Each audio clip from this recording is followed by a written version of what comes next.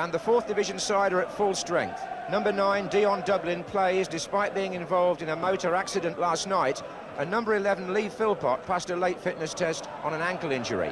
8 of the starting 11 came to Cambridge on free transfers. Crystal Palace, though, without their centre-half Geoff Hopkins with an Achilles injury, so Gary O'Reilly wears the number 5 shirt. And in the absence, too, of the suspended Mark Bright, Palace gamble on the fitness of Ian Wright, who hasn't started a first-team game since he broke a bone in his leg against Liverpool 7 weeks ago. Fence. Taylor turned his man beautifully. Nigel Martin was on the 6-yard line, making the angle difficult, and the shot went away.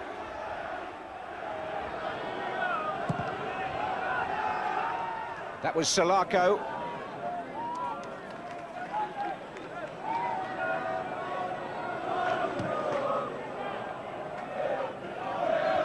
Header by Dion Dublin. And then by Cheetham. Now Taylor. Tries to hold off O'Reilly and does. It's John Taylor still, back heel to Dion Dublin. Good play.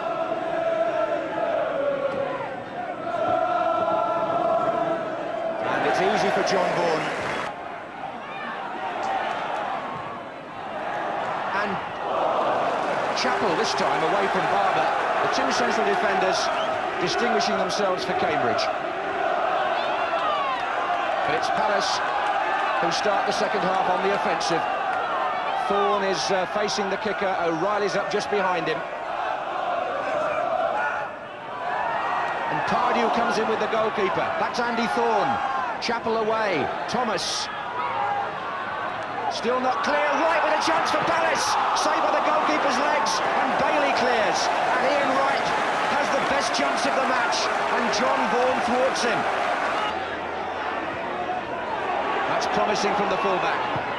Deflection. Right. He swung at that. Pretty. Looks up in a good ball too. Right. Gray. Play on. Kimball. It's looking for Dublin.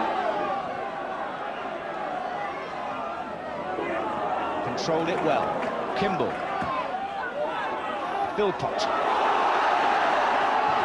Deflected, and Taylor's in the middle. Just wanted looping a bit, that really. Oh. And Kimball recovered to make the telling challenge.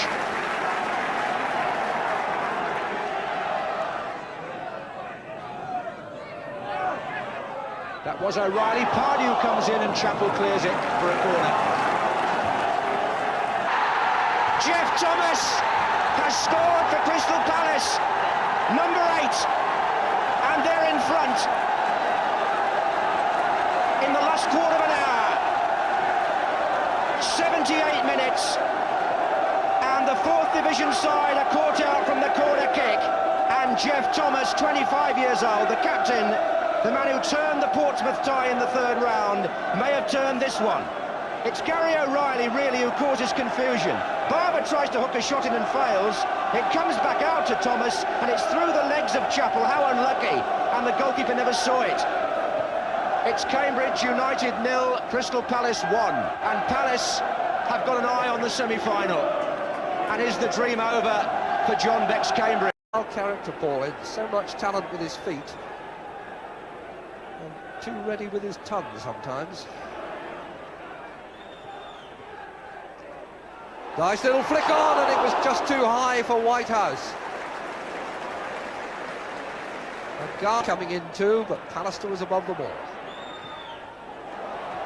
Bruce's header, and then Ince, and now Wallace. A brave header by Gannon, and there may be some profit from it. Whitehouse, oh! It was asking for it, and a Garner couldn't give it.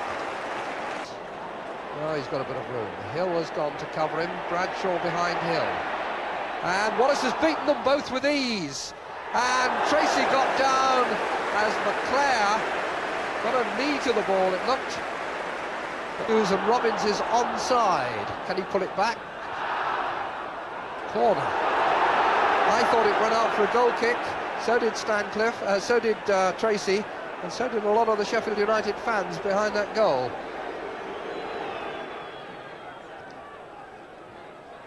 Wallace. Good back header. McClair against the bar, and then McClair on the rebound from the corner. And so they will be wanting to know, was that really a corner or was it a goal kick? Let's have a look at the goal itself. McClair's header and then his left foot. Now that's his third goal in 4 games. And we'll just have another look at this. And did the whole of the ball cross the line or not? Hughes now for McClair. Robbins in the middle, Wallace on this side, Hughes going in, Ince going in. 4 there if McClair can cross. Hughes, the 1-2 and offside.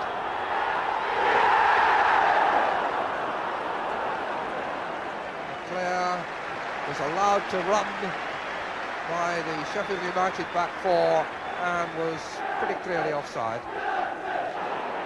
3 to cross to, this is Hughes. Sheffield United were a bit stretched for defenders, and that has left Wallace in the clear. The shot, I think, was going wide anyway.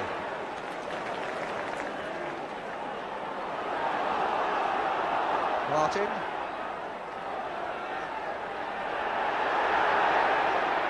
Hughes.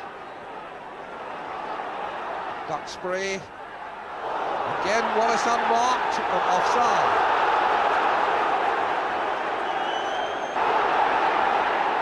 He's heading for goal and he tried to float a bender.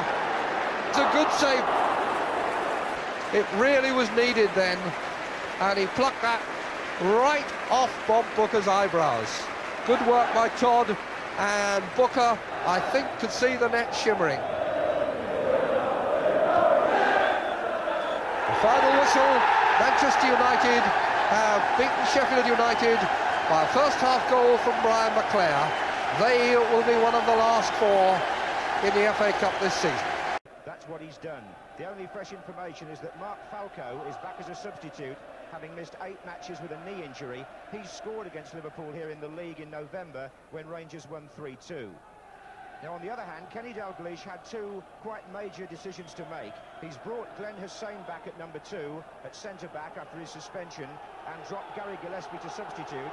And he's got Ray Houghton starting now at number 8, which suggests to us that Steve Nicol, number 4, will play at left-back because they've omitted David Burrows. In fact, that was the way Liverpool finished last week's match against Millwall, with Nicol at left-back and Houghton on the right-hand side of midfield. Well, I've got Trevor Brooking with me, and your thoughts as we approach this 6th round cup tie. Sanson. Clark. Barker. Sinton coming in, and Grobbelaar, and Ray Wilkins! Oh, it's a goal! Ray Wilkins for Queen's Park Rangers, and Grobbelaar has to take the blame. And the London side in front, the holders behind, and it came from a man who they used to say never gets forward. Grobbelaar tried to do it with one hand, made a mess of it, and a left-foot volley by Wilkins right in the top corner. And there's the... John Barnes will take the kick.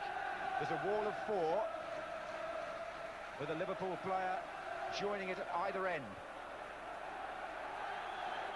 And Mr. Lynch wants them further back.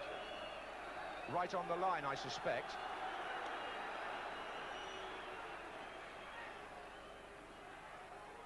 And Barnes... Oh, brilliant! What a great free kick by John Barnes. David Seaman got a hand to it, I think, but he couldn't keep it out, and Liverpool have equalised. And this was a John Barnes special. Seaman off to his right, he did get both hands possibly to it, but the ball was curling away from him into the roof of the net, and it's 1-1 after 55 minutes. Sane. Good defending. McMahon. Well, there's a strong flow to the match now in the last period. 10.5 minutes left on the clock, and neither side here settling for the draw. Rangers can't afford to. Liverpool don't seem as though they want to. Gillespie well forward. Oh, he's got right through. And he's found Rush, and that's it. Ian Rush scores. from Gary Gillespie's pass, and Paul Parker holds his head, or hangs his head, because Kenny Dalglish's team did not settle for the draw. They're in front for the first time through Ian Rush. Parker went for the tackle and missed it. Gillespie got away, McDonald tried to hold him up, Rush just came in behind him, left foot right in the corner, and Ian Rush scores 10 minutes from time, his 20th goal of the season, his 31st in the FA Cup in his career, and it puts Liverpool.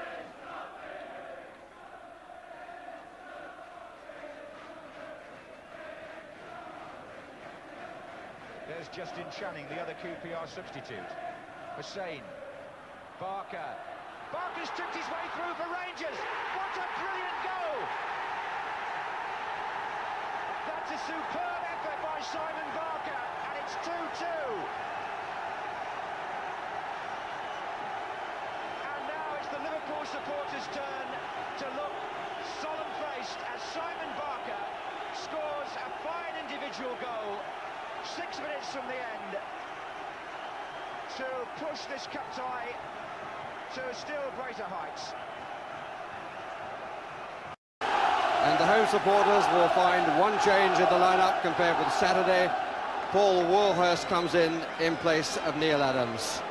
So that means that Oldham revert to a back four rather than the back three that played against Everton. Aston Villa also make one change from their return to winning ways in the league on Saturday. Again, it's the number 11 shirt, worn for most of the season by Ian Ormonroyd. This time it passes to Bernie Gallagher. Derek Manfield is still unfit, so Villa too have the traditional English back four. The early cross, Palmer needs somebody right side, up comes Irwin, wasn't quite in his stride. I wish now he'd have had a crack. Woolhurst did well, had to win it too, because they were a bit exposed otherwise. Nielsen the Dane. Only to Milligan, to Henry. Rick Hole in the space outside. Went the other way, Marshall. Good play by McGrath. Back to Marshall off Cowans. Possession, they have now through Barlow, and they have a chance. Redfern, one too many turns really. And it's a free.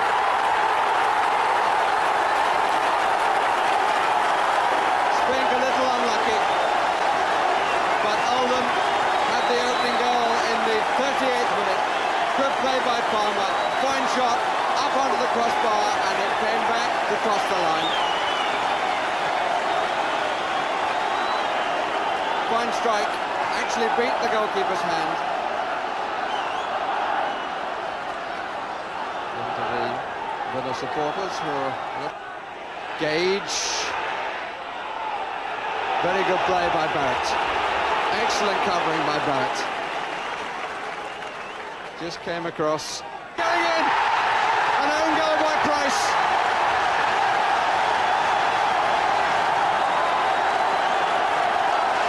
Definite own goal. It was a lovely weighted ball by Woolhurst, looking for Marshall, and Price came inside him, played the ball back to the keeper, and passed him. 2-0 to Oldham Athletic. And there's the unlucky man. Try. Good stop. Forward ball. Telling foot from McGrath. Cowans. McGrath, the pick of the Villa side. Plenty of runners forward. This is for Gallagher. Better football from Villa. Plenty up for the cross. Away by Barrett. It'll come back from Cowans. But not well.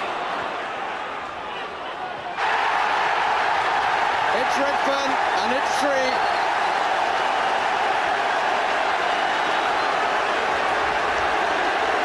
Goal in the 69th minute. Oldham with a delightful nutmeg. The ball came back off the goalkeeper, and Redfern, standing right in front, scores Oldham's 3rd goal. Spring couldn't hold it. Aston Villa are 3 down. Score of the third one, Redfern.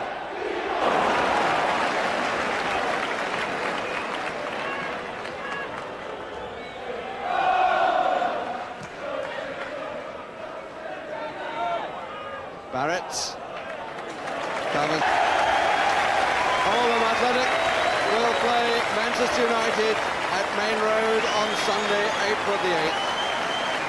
This remarkable story continues.